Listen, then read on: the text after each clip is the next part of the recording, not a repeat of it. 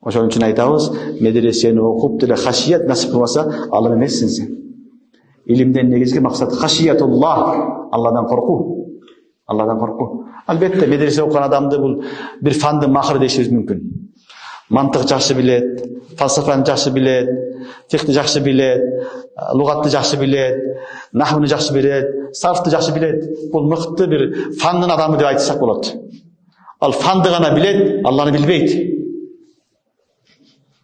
Фан менен кошо Алланы таанып, Алладан корксо ушул алым.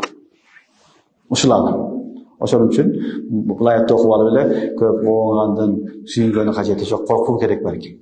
Алладан хашия сураш керек.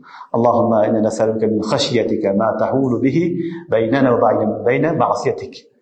Деген пайгамбарыбыз бугасы бар саллаллаху алейхи вассалам. Ошон үчүн кимге медресе менен окуп, фан менен кошо Алланы коркуу, Алланы таанып кеткен болсо, иншалла ал талиб илим ушуну аятка мистак болот иншалла.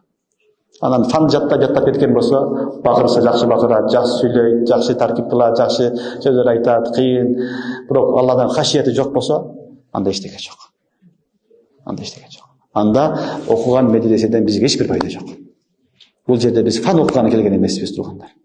Фан окуйдуган жер толтура бар окуй бергиле. Толтура фан. Арабтарга барсаң башка окута берет. Грамматикасын окутат, нахвысын, сарфын, фалсафасын баарын окутат. Бирок бүгүнкү күндө Алладан коркут деген нерсе жок болуп кетти. Эгер кимге ушул хашият насип кылган болсо, аны алым десе болот. Хашият жок болсо, Алладан коркпосо, ал 10 жыл, 20 жыл, 1000 жыл окусын. Жок, алым эмес. Шайтан ким болгон? Шайтан ушундай алым болгон, фериштелерге сабак окуган. Фериштелердин устазы болгон. Бирок хашият жок болгондуктан мардут болду. Хашият жок болгон. Алладан корккон, хашият коркуу болгон жок. Ошон үчүн не болду? Алланын рахматынан алыс болду. Куулуп кетти. Ошон үчүн туугандар, бул дин аманат. Дин бир гана фан эмес. Көпчүлүк талабалар фанды окуганга аракет кылат. Фанды окугула керек. Бирок фан менен кошо окуй турган нерсе эмне экен? Алладан коркуу. Алладан коркуп, Алланы таанып жашоо. Алладан Алла көрүп турат, угуп турат, билип турат деген айта бербестен, ошону жашообузга алып келүү. Ким Алланы таныса, Алланын затыны, сыпаттарыны, ахкамдарын билсе, ошолорду дүйнөгө өзүнүн ишине татбик кылган болсо, жашоосуна, мына ушул ариф алим. Мына ушул иннама яхшаллаха мин ибадихил улама. Ал эми бүт бардыгын окуп алдым деп мактанса, 10 жыл окудум, 20 жыл окудум десе, бирок жашоосунда сүннөт жок болсо, жашоосунда дин жок болсо, анда хашият жок. Ал иннама яхшаллаха мин ибадихил улама деген кирбейт. Кирбейт ал.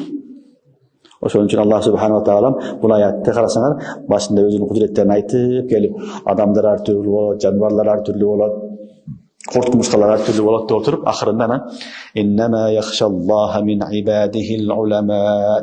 Алладан бир гана кимдер коркот дейт? Алланы тааныгандар. Алланы билгендер гана коркот деп Аллах субханаху ва таала айтты.